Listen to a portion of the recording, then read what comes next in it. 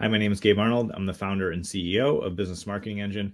And today we're going to talk about on the show is why your team is not following through for you and how you can fix that. There's some pretty clear steps that I've learned over the years. I've definitely made a mistake, many mistakes over the years, and it's led to lack of team follow through. But instead, with this process that we're going to talk about on the show today, you'll be able to eliminate that and truly set the example of how to follow through consistently so your team grows and your company grows and you serve your customers at the highest level. So stay tuned and we'll break this down.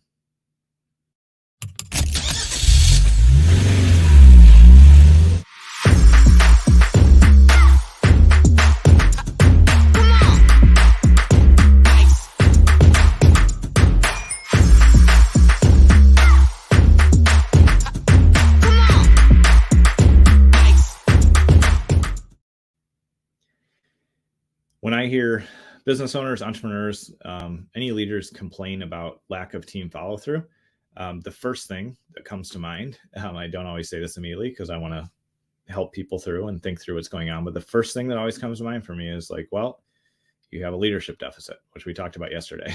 If you don't have performance from your team, that falls on you as the leader. It doesn't matter if there's another manager or leader leading that part of the company. Ultimately, it's your responsibility to make sure that your team as a whole is productive and successful, and that is yours to own.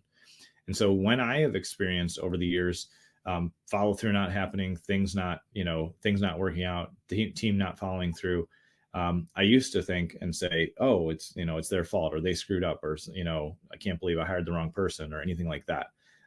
Yes, there are times where we hire the wrong person and things are not a good fit. That does happen. But more often than that, in my experience, it actually comes down to a couple things we need to change in how we operate. The first thing that needs to change is actually our communication, because if we're not clear in our communication, then we're not going to get the results that we want. And it's really easy to be in a rush. It's really easy to make assumptions that everybody knows what you know. It's just easy to assume things, and that ends up creating lack of clarity in communication. And when there's confusion, people are not going to make the right decisions, and they're not going to get the right results for you, and they're not going to understand what they're supposed to be doing.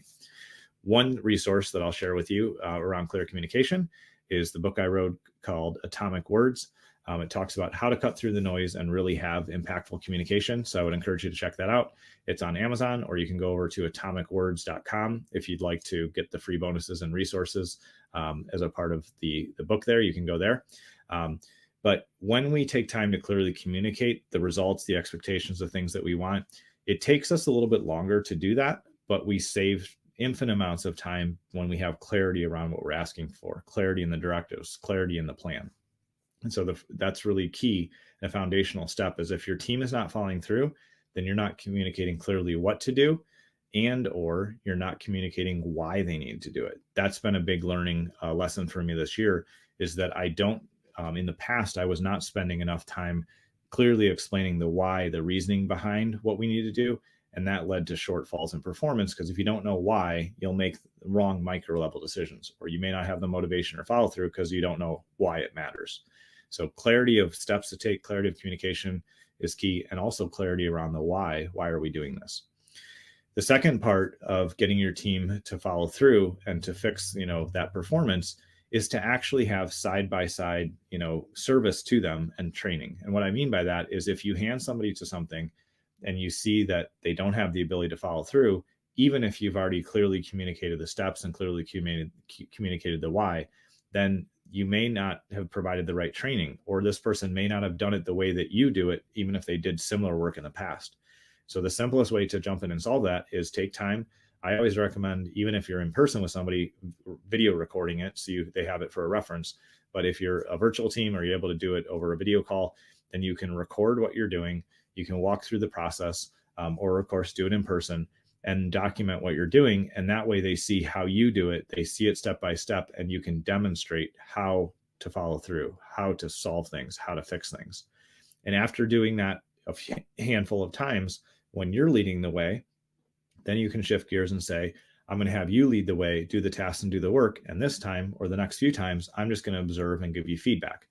And then after you've gone through that process, you can then say, okay, I think you have this mastered.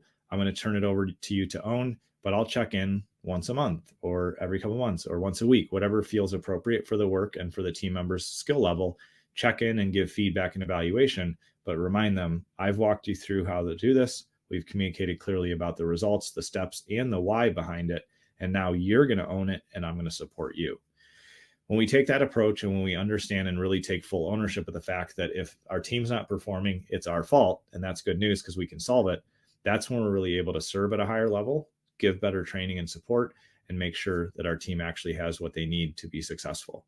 So remember, if things aren't working, it's on you. You need to take ownership of that. Step back and truly look with a fresh set of eyes. Did I clearly communicate about it? And do they understand why? Then schedule time, make it important. Show your team that you are really invested and you are there to make them successful. Schedule time to walk them through it and do the work with them, or give them guidance and support, or bring in somebody that can guide them and support them, and make sure that there's an actual process of training first, then partial handover where there's a lot of support, and then full handoff where you empower that team member to do the role that they're here to do and ultimately help you grow your company. The last thing that I'll say about this is that if you are still a solopreneur and you don't have the support that you need around you, you're going to be stuck and you're ultimately going to hit a ceiling very quickly.